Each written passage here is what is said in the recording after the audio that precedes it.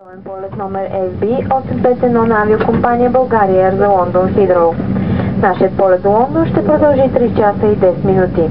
Дами и господа, моля да ни извините за направеното закъснение, което се дължи на наложителна смяна на самолета в последния момент. Благодарим за вашето разбиране. Ако вашето място е до авариен изход, проверете, че целият ви ръчен багаж е поставен в багажниците над вашето място. Моля ви да закопчаете и затегнете добре предпазните си колани, да приберете сгъваемите масички, да изправите огледалките на креслата и да вдигнете сенниците на илюминаторите. Искаме да ви информираме, че пушенето на борда на самолета е абсолютно забранено. От името на екипажа с командир Земенски ви пожелавам приятен полет. Благодаря.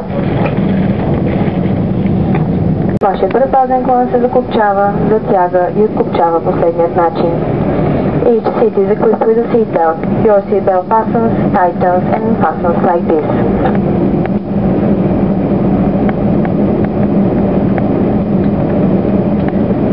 На главата си и дишайте.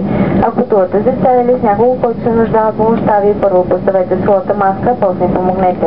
Не сваляйте кислородната маска, докато член на кабинния екипаж не ви разреши. In case of a decompression, oxygen masks will drop automatically from a compartment above your seat.